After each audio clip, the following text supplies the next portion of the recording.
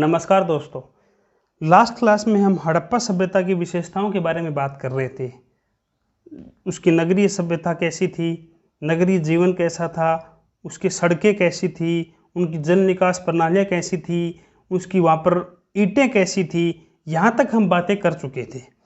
आज जो अब हम बात करेंगे वो बात करेंगे भवन निर्माण के बारे में।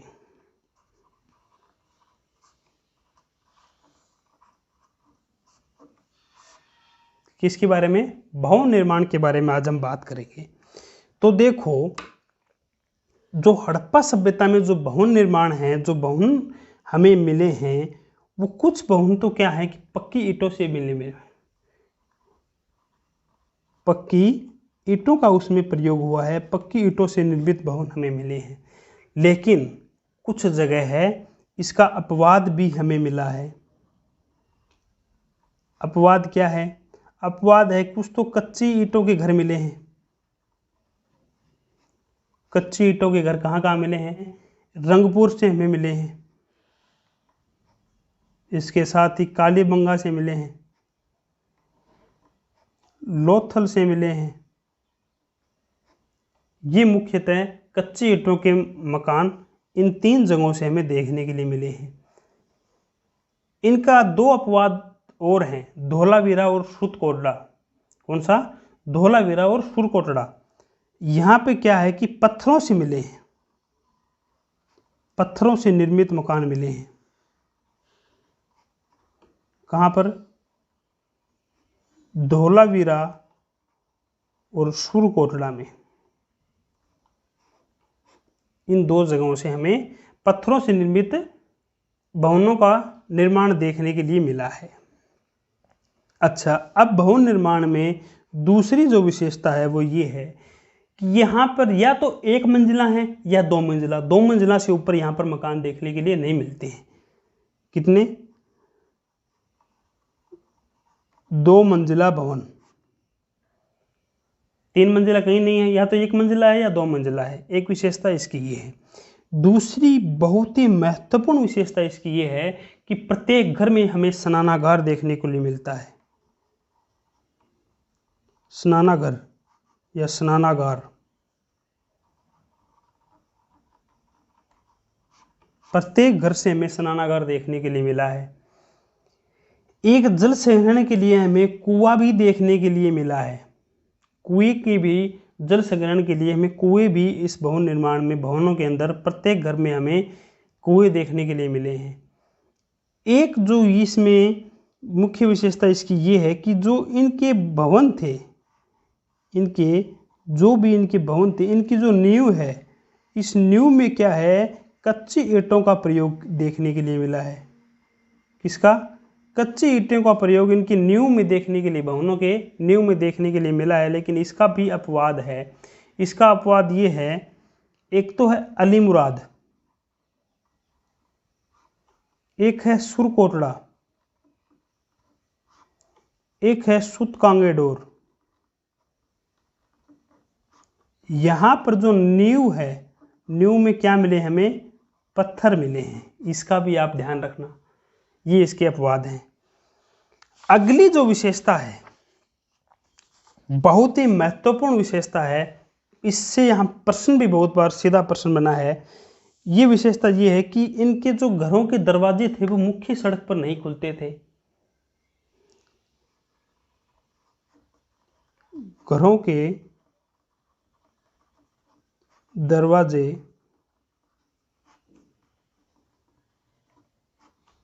मुख्य सड़क पर नहीं खुलते थे।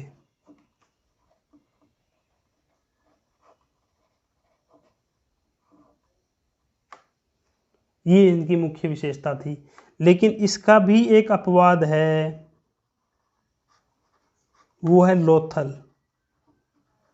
लोथल में क्या है कि 2 दरवाजे थे वो मुख्य सड़क पर खुलते थे, लेकिन लोथल के अलावा ऐसा हमें कहीं पे देखने के नहीं मिला। बाकी जगह क्या है कि मुख्य सड़क पर इनके दरवाजे नहीं खुलते थे। ये देखने के लिए हमें मिला है। अब देखो, यहाँ से अब कुछ हमें चित्रों के में कुछ डायग्राम के थ्रू हमें इनको समझना पड़ेगा तो इसमें आपको मैं डायग्राम बताता हूँ साथ साथ में। एक हमें यहाँ से मिला है महान स्नानागार,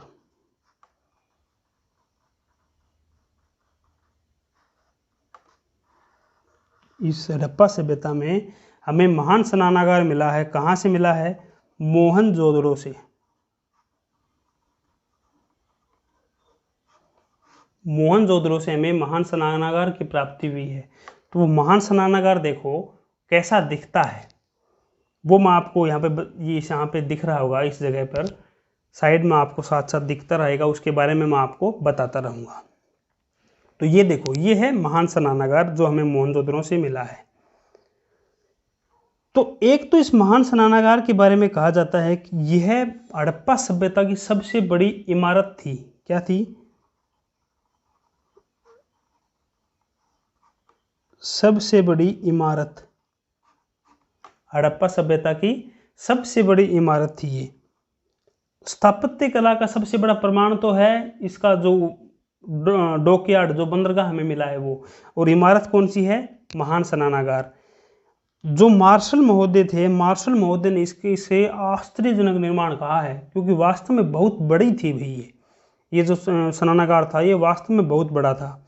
इसमें क्या है कि इसमें जो तलहटी है, जो इसमें अंदर जहाँ पर पानी रुकता था, इसकी जो तली है, उस तली में देखो ईंट का प्रयोग हुआ है। इसके साथ प्लास्टर ऑफ पेरिस, चूने का, पीओपी का भी इसमें प्रयोग किया गया है। और इसको वाटरप्रूफ बनाने के लिए ऊपर से चारकोल का लेप इसमें लगा दिया गया ताकि ये क्या हो जाए? वाटरप्रूफ हो जाए। वाटरप्रूफ बनने के लिए यहाँ पर ईंट, पीओपी और चारकोल के लेप का प्रयोग किया गया है। ये देखो, आप इसमें देख भी रहे होंगे इस डायग्राम में सीढ़ियां हैं दोनों साइड में। एक तो यहाँ पे सीढ़ी है, एक यहाँ पे सीढ़ी है। तो जो ये सीढ़ियां हैं देखो कुछ इस प्रकार से इसमें यहाँ पे सीढ़ियां बनी हुई हैं, है ना? ये सीढ़ियां। तो ये सीढ़ियों की जो संख्या है इसमें वो 9 है। कितनी? 9 है इन सीढ़ियों की संख्या।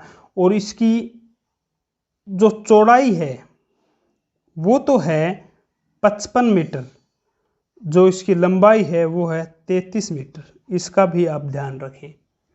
कितनी है? 33 मीटर। यहाँ पर कुएं भी हैं भाई, कुएं भी देखने के लिए मिले हैं इसमें। तो कुओं को से हम कह सकते हैं कि जहाँ पे जो जल की आपूर्ति जो होती थी वो इन कुओं से होती थी। और इसके साथ साथ में देखो, आप अगर देखोगे तो कुछ ऐसे कुछ मकान बने हुए, छोटे छोटे कुटिया टाइप में बने हुए हैं। तो ऐसा माना जाता है या ऐसा अनुमान लगाया गया कि ये जो कुटिया हैं यहाँ पर कोई साधु संत या ब्राह्मण रहते होंगे। क्यों? क्योंकि इतना बड़ा अगर ये स्नानागार है तो किसी न किसी धार्मिक अनुष्ठान के लिए इसका प्रयोग होता होगा। धार्मिक अनुष्ठान के लिए इसका किसी न किसी प्रकार से प्रयोग होता होगा। ये ऐसा इस स्नानागार को देखने के बाद अनुमान लगाया गया। ये तो था पहला महान स्नानागार जो हमें यहाँ से मिला है। इसके बाद देखो,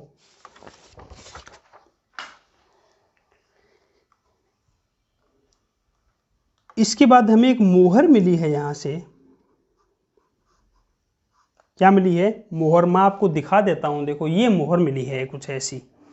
तो इस मोहर में आपको देखने के लिए मिल रहा होगा कि देखो एक ऊपर कुछ लिपि में कुछ लिपिबद्ध किया गया है ना? कुछ ऊपर लिपिबद्ध किया गया है, जिसमें कहीं पे तो 13 चिन्ह मिले हैं। जैसे हड़प्पा में जो मोहर मिली हमें, उसमें ऊपर जो लिपिबद्ध उसमें 13 चिन्ह मिले हैं। और जो मोहनजोदड़ो में मिली है उसमें 8 चिन्ह मिले हैं। कितने चिन्ह मिले हैं? 8 चिन्ह। तो देखो, और इसमें देखो साथ साथ में ये देखो, आप देख सकते हो कि इसमें एक बैल है जिसके एक सींग है, इसलिए इसे क्या कह दिया गया? एक श्रृंगी बैल कह दिया गया। इसके कुब्बड़ नहीं है, देखो, है ना? बिना कुब्बड़ का एक बैल है जिसकी कुब्बड़ नहीं है, तो इसको एक श्रृंगी बैल की मोहर की नाम इसको दिया गया। तो इस मोहर जो है, देखो इस मोहर को कह दिया गया एक श्रृंगी बैल की मोहर।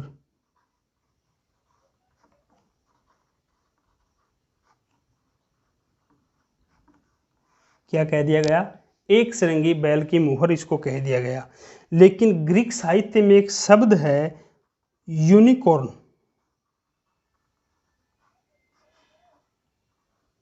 क्या है? यूनिकॉर्न। इस शब्द को आप याद रखना, एक सिरंगी बैल की मुहर की जगह आपको यूनिकॉर्न बोल देगा। ठीक है। हड़प्पा सभ्यता में इसकी मुहरों की सबसे बड़ी विशेषता यह है तो कि मुहरों पर सबसे ज्यादा चित्रांकन किया गया। क्या किया गया? सर्वाधिक चित्रांकन हमें अगर कहीं मिलता है देखने के लिए तो वो क्या है? मुहर ही है। हड़प्पा सभ्यता के अंदर, सिंधु घाटी सभ्यता के अंदर क्या है? सर्वाधिक चित्रांकन हमें मोहरों पर देखने के लिए मिला है। लेकिन मोहनजोदड़ो से हमें जो मोहर मिली है उसमें हमें 8 चिन्ह मिले हैं। कितने? 8 चिन्ह मिले हैं। और लेकिन हड़प्पा से जो हमें मोहरों की प्राप्ति हुई है वहां पर हमें 13 चिन्ह देखने के लिए मिलते हैं। क्या मिलते हैं? 13 चिन्ह हमें देखने के लिए मिलते हैं। तो ये एक चिन्ह जो है, इन्हीं चिन्हों को क्या कह दिया गया? लिपि का प्रमाण कह दिया गया।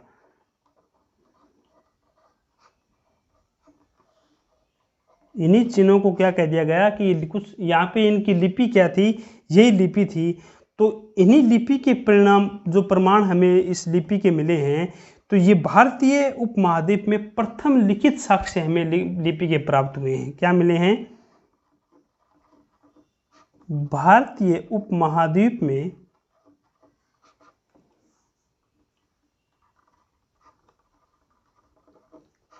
प्रथम लिखित साक्ष्य जो है वो इस लिपि का प्रमाण जो हमें मिला है उसके आधार पर हम कह सकते हैं। एक हमें यहां मिले हैं बाट। क्या मिले हैं? बाट मिले हैं जो कि पत्थरों से निर्मित थे। आपको मैं डायग्राम दिखाता हूं आपको। ये देखो, व्हाइट सफेद प्रकार के जो पत्थर हैं, छोटे और बड़े दो बाट आपको यहां पर दिखाए गए हैं। देखो, व्हाइट कलर के क्या हैं? बाट हैं। तो इन बाटों को देखकर हम ये बात हम कह सकते हैं कि इनका प्रयोग क्या है कि कोई बहुमूल्य पत्थर या धातु को तोलने के लिए किया जाता था। इनका आकार देखो, आपको इनका आकार देखने से पता लगा सकते हैं हम कि ये घनाकार आकार के थे। इनका आकार कैसा था? घन आकार के ये पत्थर थे। ये जो जिस पत्थर से निर्मित होते थे उस पत्थर का नाम था चर्ट। क्या नाम था? चर्ट उस पत्थर का नाम था। चर्ट पत्थर से ये निर्मित थे। चर्ट जो पत्थर है ये मिलता है वर्तमान पाकिस्तान में, एक रोहिणी प्रांत है। पाकिस्तान में एक रोहिणी प्रांत है जहां पर चर्ट का जो पत्थर है वो पाया जाता है। ये था बाट, जो हमें पत्थर हमें यहां से मिला है। इस बाट के बाद में बात करता हूं मैं, तो वो अब बात आती है मनके की। किसकी? मनके की बात आती है। ये देखो, ये डायग्राम में आपको दिख रहा होगा कि मनके हैं। आपको कुछ एक लंबी लंबी, ये कुछ इस प्रकार से ये लंबी लंबी क्या दिख रही हैं, जो दंडिका दिख रही हैं, ये भी मनके हैं। ये पत्थर के बने हुए मनके हैं। जिस पत्थर का इसके निर्माण में प्रयोग किया गया उस पत्थर का नाम है कार्लिनियन।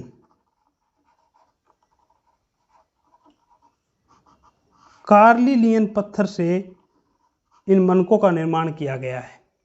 और ये मनके हमें कहां से मिले हैं? ये मनके हमें मिले हैं चनहूदड़ों से। चनहूदड़ों से इन मनकों का साक्ष्य हमें मिला है। और इन मनकों का जो आकार है वो है बेलनाकार। बेलनाकार आकार के मनके हमें चनहूदड़ों से मिले हैं जो कि कार्लिनियन पत्थर से बने हुए हैं। ये हम डायग्राम में अच्छे से, बिल्कुल अच्छे से इसको देख सकते हैं। एक बार फिर देख लीजिए जी। मनकों के बाद हमें मिले है एक मूर्ति मिली है। क्या मिली है? एक योगी की मूर्ति मिली है। देखो, यहां पर आपको डायग्राम में इसको शो हो रही होगी ये मूर्ति। तो इस मूर्ति की जो हाइट है वो है कुल 19 सेंटीमीटर। कितनी है? 19 सेंटीमीटर की इस मूर्ति की हाइट है। ये जो मूर्ति हमें कहाँ मिली है, ये मिली है हमें मोहनजोदड़ो से। कहाँ से मिली है? मोहनजोदड़ो से ये मूर्ति हमें मिली है। इस मूर्ति की विशेषता क्या है? इसकी आँखों को अगर आप देखोगे तो ये आँखें देखो आधी तो खुली हुई हैं, और इनकी आँखों का जो ये किसकी ओर केंद्रित हैं? नासिका की ओर केंद्रित हैं, यानी कि अर्ध खुली नासिका केंद्रित आँखें हैं इसकी। क्या हैं इसकी आँखें? अर्ध खुली नासिका केंद्रित आंखें। और जिस मुद्रा को, इस अर्ध खुली नासिका केंद्रित जो आंखें हैं, इस मुद्रा को हम अगर एक नाम देना चाहें तो हम वो कहते हैं साभवी मुद्रा। कौन सी मुद्रा? साभवी मुद्रा। एक विशेषता और है इसकी, इस मूर्ति की विशेषता ये है कि इसमें देखो, ध्यान से आप देखो तो इसमें मूंछ नहीं है लेकिन दाढ़ी है। क्या है? इस मूर्ति में दाढ़ी तो है लेकिन मूछें नहीं है। ये इसकी और एक विशेषता है। ये क्या थी? हमारी योगी जी की मूर्ति थी जो देखने में मोदी जी जैसी दिखती है। मूर्ति के बाद हमें क्या मिले हैं? मूर्ति के बाद हमें मिले हैं फैंस। वो देखो फैंस क्या होते हैं।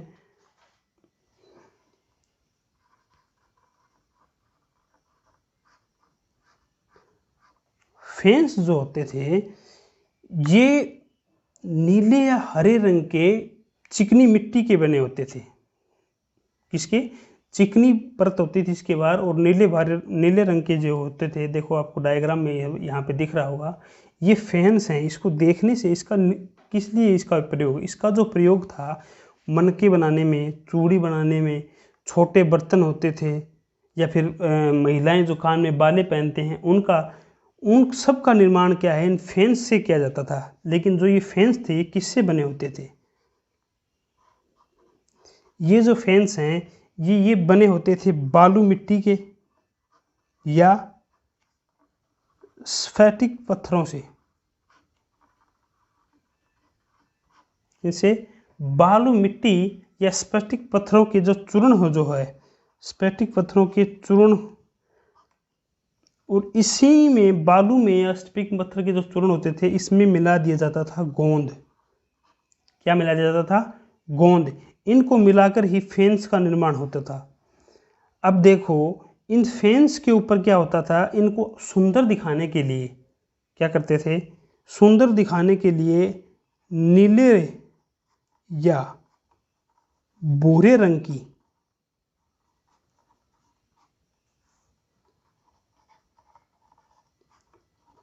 चिकनी परत चढ़ा दी जाती थी। क्या करती थी? नीले या भूरे रंग की चिकनी एक परत चढ़ा दी जाती थी जिससे ये अच्छे लगे। और इनका निर्माण मैं आपको बता चुका हूँ। इसका निर्माण मनके बनाने में, चूड़ी बनाने में, बाले बनाने में, छोटे बर्तन बनाने में इन फैंस का निर्माण किया जाता था। आगे देखो एक हल भी हमें देखने के लिए मिला है भाई। यहाँ पर हल के प्रमाण भी मिले हैं। क्या मिले हैं? हल के प्रमाण मिले हैं कि हल जो है संभवतः है क्या कि लकड़ी के थे, तो ये नष्ट हो गए। लकड़ी के इतने आपको हमें नहीं मिलता देखने के लिए। ये हल किसके होते थे? लकड़ी के बने होते थे। लेकिन हल बने हैं तो इसका मतलब क्या होता है? कृषि होती थी। कृषि होती थी तो पशुपालन भी होता था। कहाँ से मिला? देखो ये हमें मिला है मोहनजोदड़ो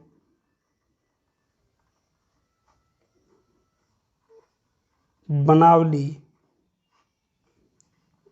और कालीबंगा से। इन जगहों से मिला है। तो मोहनजोदड़ो से जो हमें हल मिला है वो एक हल का एक खिलौना मिला है जो किसमें है? खंडित अवस्था में है। एक खंडित खिलौना मिला है मोहनजोदड़ो से। जो बनावली है यहाँ से भी हमें खिलौना ही मिला है हल का, जो कि मतलब खंडित नहीं है, बिल्कुल सुरक्षित अवस्था में है। बनावली में जो मिला है। कालीबंगा से भी हमें हल के साक्ष्य प्राप्त हुए हैं। कालीबंगा से क्या हुए, हमें हल्के साक्ष्य प्राप्त हुए हैं। इसके बाद देखो आगे अंतिम जो है वो मिला है हमें लोथल का डॉकयार्ड या बंदरगाह। क्या मिला है, बंदरगाह। किस नदी के किनारे है ये बंदरगाह? ये बंदरगाह है साबरमती नदी के किनारे।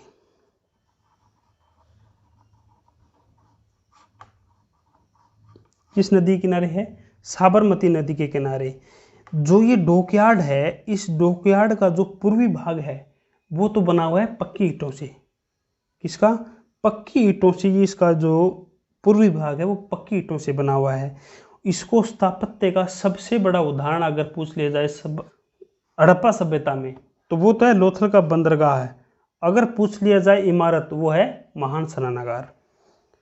अब देखो इसमें भी जो